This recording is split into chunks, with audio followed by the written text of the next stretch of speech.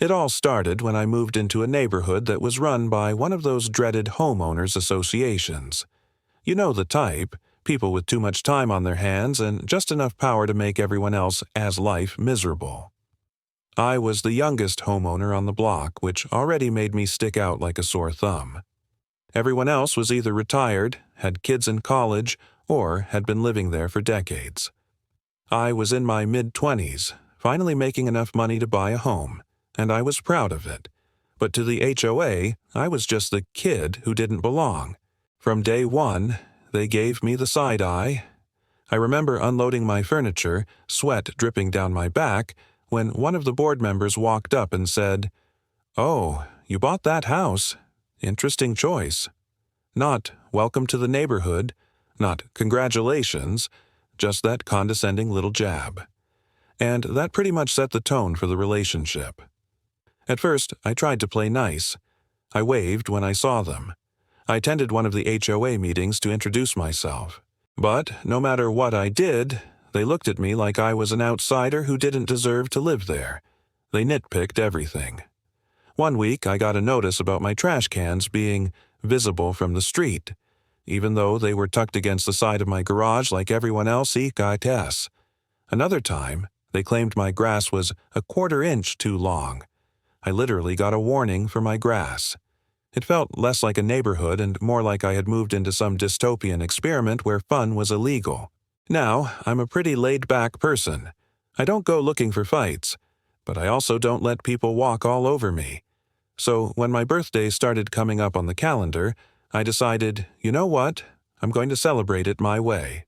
I'd been working long hours at my job, barely seeing my friends, and I wanted one night, just one night, to let loose. I sent out invites, stocked up on food and drinks, rented some extra outdoor lights, and even set up a playlist that I spent hours curating. It wasn't going to be some out-of-control rager, just a good old-fashioned house party with maybe 30 people. The day of the party, I was buzzing with excitement. My friends started arriving, music filled the air, people were laughing, and the vibe was exactly what I'd hoped for. I strung up lights across the backyard, the grill was sizzling, and honestly, it looked like something straight out of a summer movie scene. For once, I felt like I wasn't just some kid in the neighborhood. I felt like I had made this house a real home. But, of course, the HOA couldn't let me have that. It started with dirty looks from across the street. I could see two board members peeking through their blinds, whispering to each other like cartoon villains.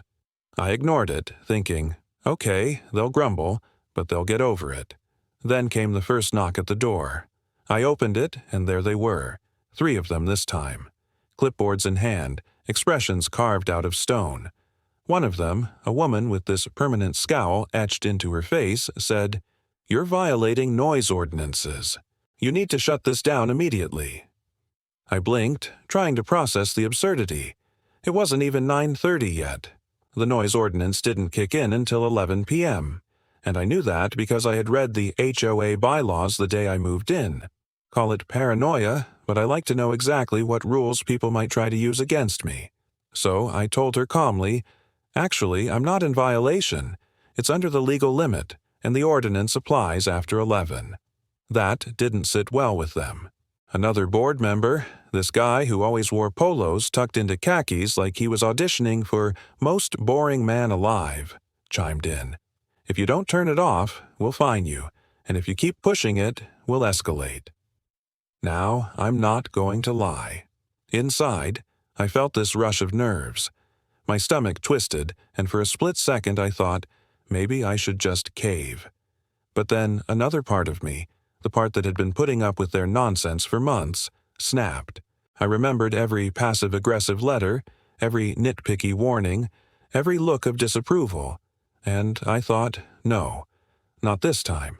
So I smiled, not a nervous smile, a deliberate one, and I said, "Feel free to call the cops." The way their faces dropped? Oh, it was beautiful. They expected me to roll over, to apologize and grovel. Instead, I stood there calm as a rock while my friends in the background kept laughing and the music kept playing. They muttered something about making a report and stormed off, clipboards clutched like shields. About half an hour later, guess who showed up? Blue and red lights flashing at the end of my driveway. The police. My heart thumped, but I held my ground. The officers walked up, polite but firm, and said they had received a noise complaint. I invited them in, offered them water, and they pulled out a decibel meter. We stood in the backyard while my guests kept talking and music played. The little machine beeped, numbers popped up, and one officer looked at the other. Then he looked at me. "You're under the legal limit," he said. "You're fine. We'll let them know." I could have hugged that man. The cops actually walked over to the HOA board members who were lurking nearby like vultures waiting for a carcass and told them they had no case. I wish I had recorded their faces in that moment. The frustration, the disbelief, the realization that their power trip had hit a brick wall. My friends cheered when the cops left and the party roared back to life, stronger than before. But I wasn't done. The next morning, when the hangover haze cleared and I replayed everything in my head, I realized I had an opportunity.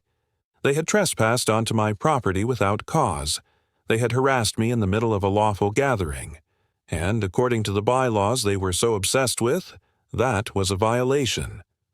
So I typed up a formal complaint, detailing everything: dates, times, the police report, the harassment.